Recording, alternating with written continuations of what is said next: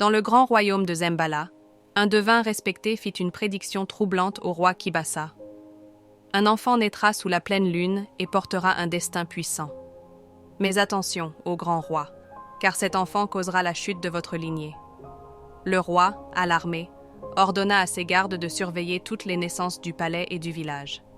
Cette nuit-là, sa propre épouse, la reine Malika, donna naissance à un fils, Keo. Il naquit sous une pleine lune éclatante, confirmant la prophétie. Affolé, Kibasa prit une décision cruelle. Cet enfant ne doit pas vivre. Emmenez-le loin d'ici et faites en sorte qu'il ne revienne jamais. La reine Malika, effondrée, supplia son mari de l'épargner. Après de longues négociations, il accepta une alternative. Au lieu d'être tué, l'enfant serait abandonné dans la forêt interdite, un lieu si dangereux que nul ne pouvait en réchapper. Le nourrisson fut donc laissé sous un baobab ancestral. Les cris du bébé résonnèrent dans la nuit, attirant une vieille guérisseuse du nom de Mama Binti.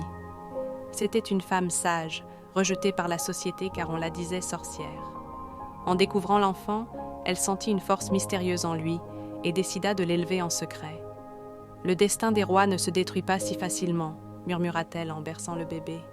Pendant des années, elle lui enseigna les secrets de la nature, l'art de la guérison et les légendes des anciens. Keo grandit en croyant être un orphelin comme les autres, ignorant tout de son ascendance.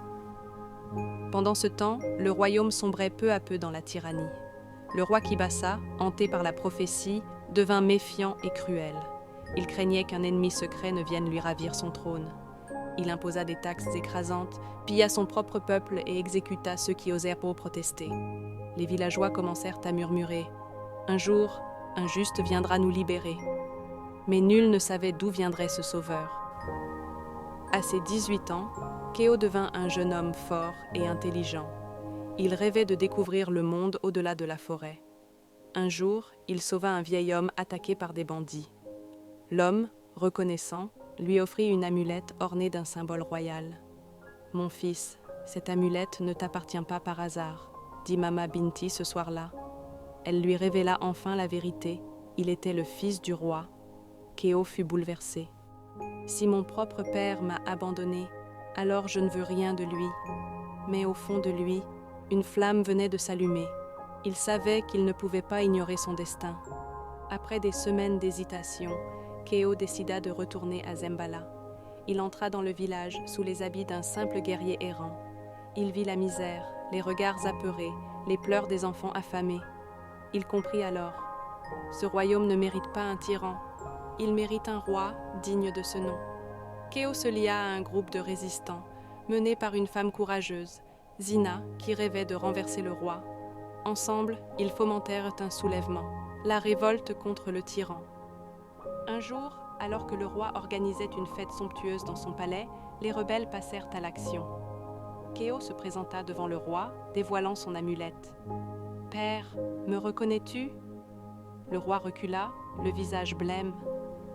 « Impossible, tu aurais dû mourir. » Mais les villageois, en voyant la ressemblance entre Keo et Feu, la reine Malika, comprirent immédiatement.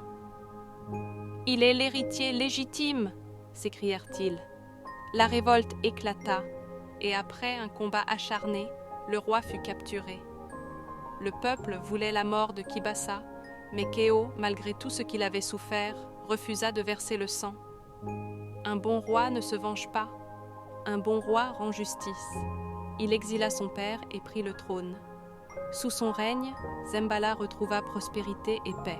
On raconta alors dans tout le royaume « Le destin ne peut être fui, et celui qui veut empêcher la prophétie ne fait que la réaliser. » Ainsi, Keo, l'enfant maudit, devint le roi que Zembala avait toujours attendu.